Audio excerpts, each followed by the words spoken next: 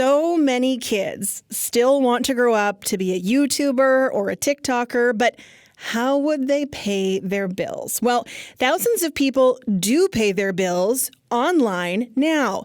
The title of content creator or influencer is a legitimate job with real income, so much so that agencies have popped up to help support and connect businesses and brands with content creators. One of those is based in Moose Jaw. It's called Creatorade. Doug Campbell is its CEO and joins me now. Welcome to the podcast. Well, thanks for having me, Sam. Okay, first of all, Doug, let's get right to it. Can you make a living as an influencer in Saskatchewan? Absolutely. I mean, it really depends on what your ambitions are. So we have creators that we work with that come to us that are looking to potentially make this a full-time, job per se. And then we have some that they just want to do it on the weekends or in their free time, and it's their passion project. But in this day and age, in what we call the creator economy, is that there's a lot of trust and a lot of eyeballs on these folks, and there is definitely an ability for them to make a significant income at this point. What kind of range of pay are we talking about? I mean, the reality is that the compensation for creators is highly variable, and it really depends on things like how big of an audience they have, the platform that audience exists on, the type of content that they produce, the deliverables, even the brand's, or partner specific goals. So, what we found through 2 years is that there's not a one size fits all approach, as most of those partnerships are kind of custom built to meet the needs of both the creator and the business.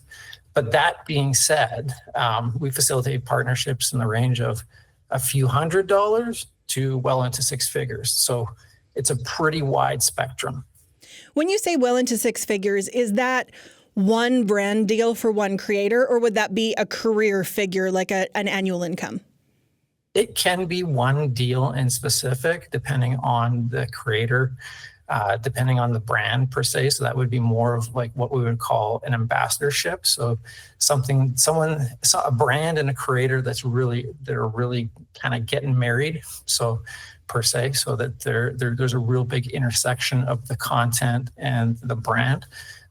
Those are obviously longer steer. Take a little bit longer for those things to happen, but they're definitely out there for the right types of creators that have the right types of content, and for a brand that's really looking for that alignment with that type of creator and that audience. How common are those dollar figures, though, in the creator economy in, say, Saskatchewan?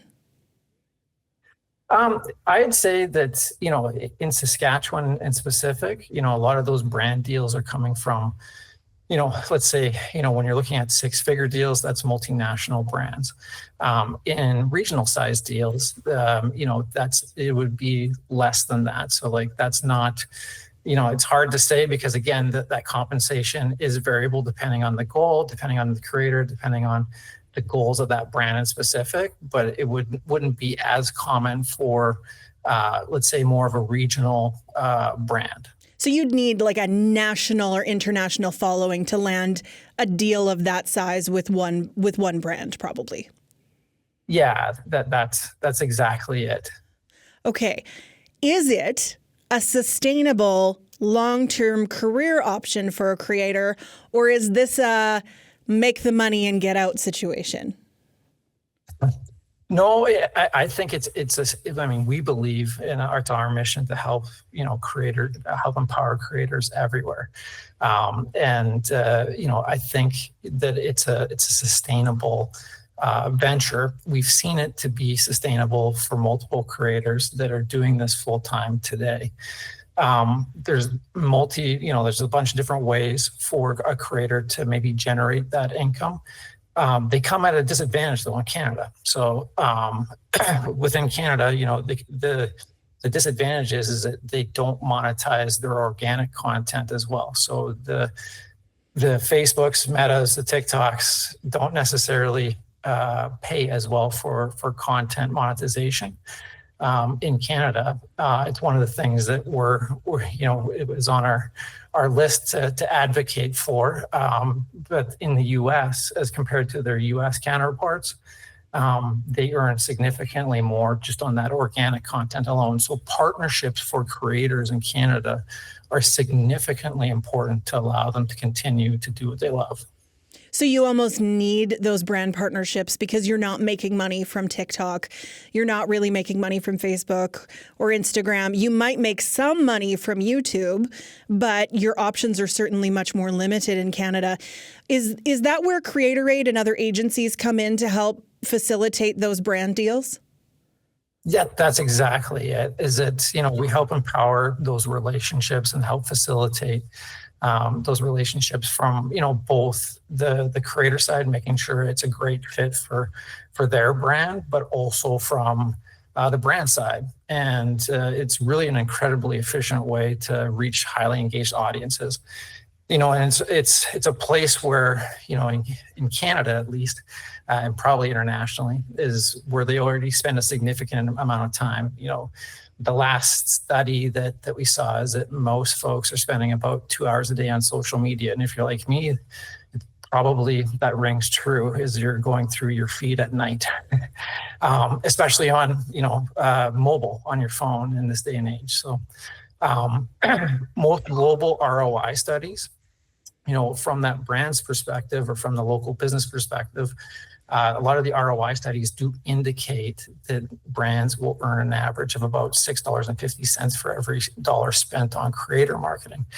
And because it's digital, it's a highly measurable and it's highly optimized. So there's a good return for both the partner and for the creator in enabling them to continue to do what they love to do.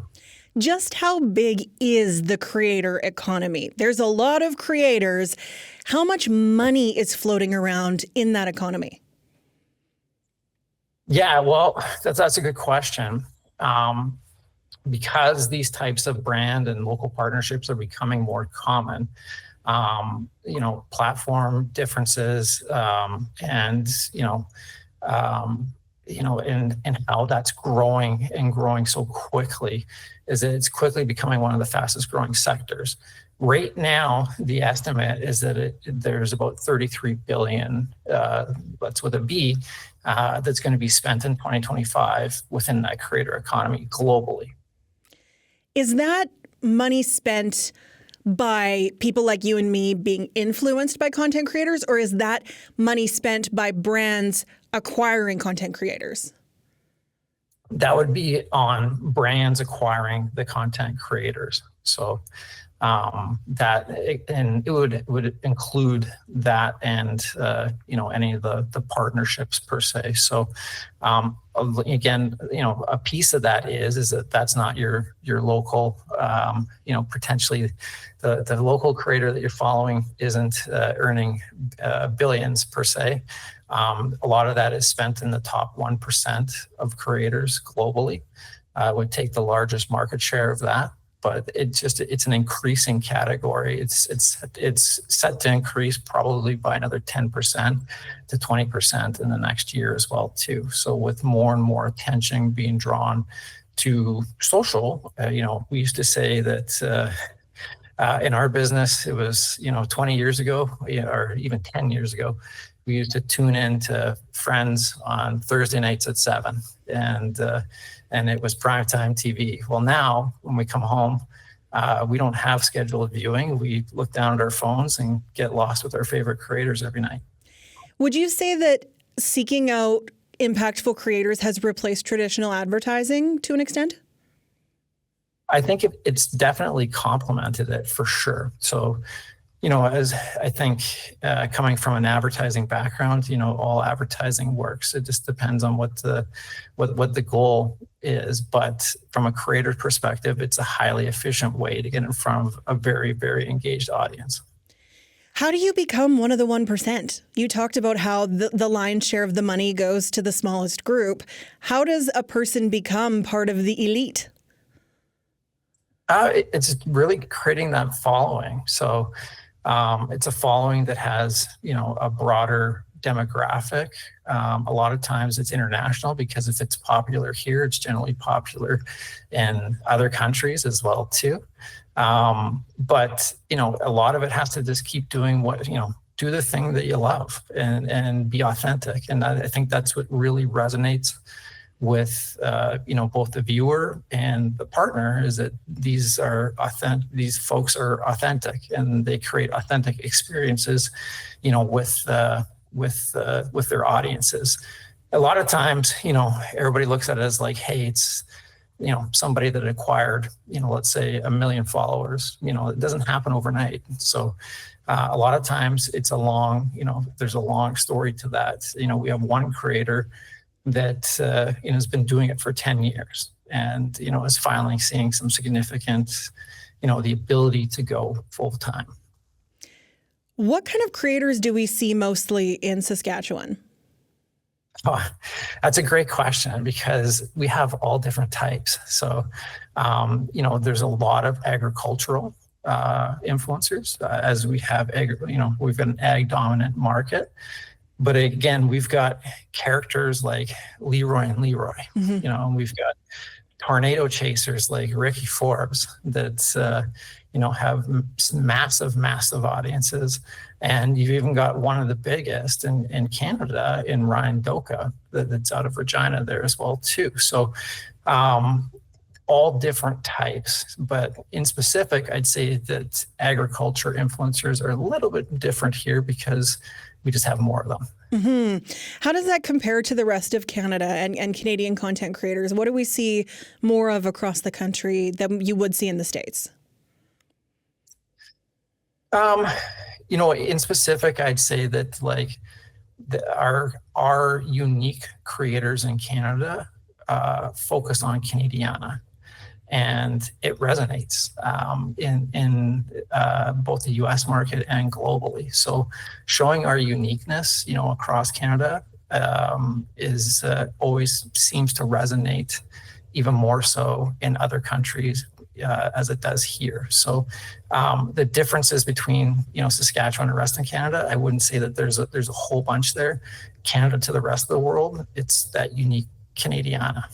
Let's talk platforms. We've already touched on how you can't really make money through TikTok or Facebook or Meta, but are there platforms that are more lucrative than others that if you want to make a go of this, you say to people, you need to have a following here because that's where the money comes from?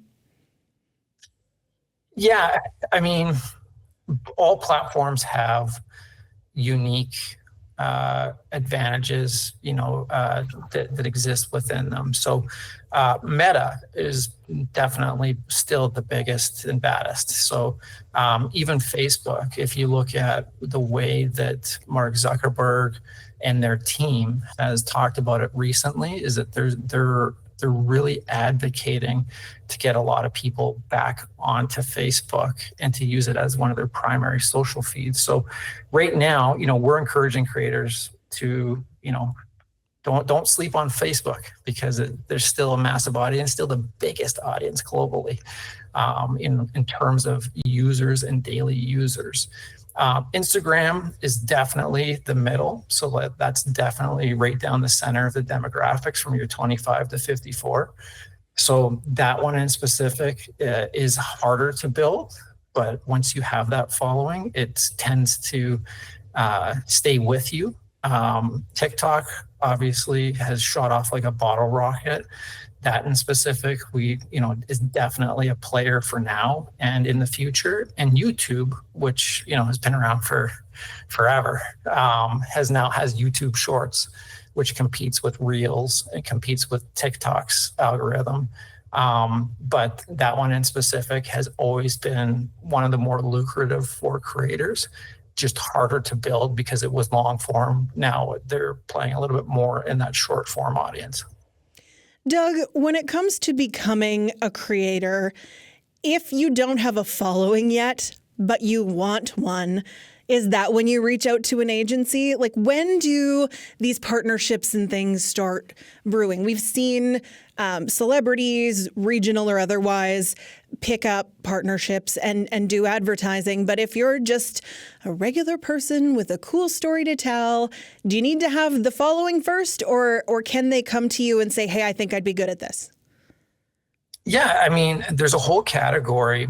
I'm glad that you brought that up, is because there's a whole category of what's called user-generated content. So if you're good at just creating videos and you don't have a following and you don't necessarily want to be sharing your life or your story or your creativity online, but you want to help brands, it's a user-generated content is a fast-growing sector, which means that you create that content specifically for the brand because you're really good at being able to create that type of video for them. So think video production of the old days, but being able to do that way more efficiently with a phone and with somebody who can edit it, on the spot. So the turnaround for these types of things, whether it's depending on what type of sponsored post it is, it's very, very quick. It used to be video production would take you a few weeks and you go through editing, and more often than not, you can do that within 24 hours in this day and age. So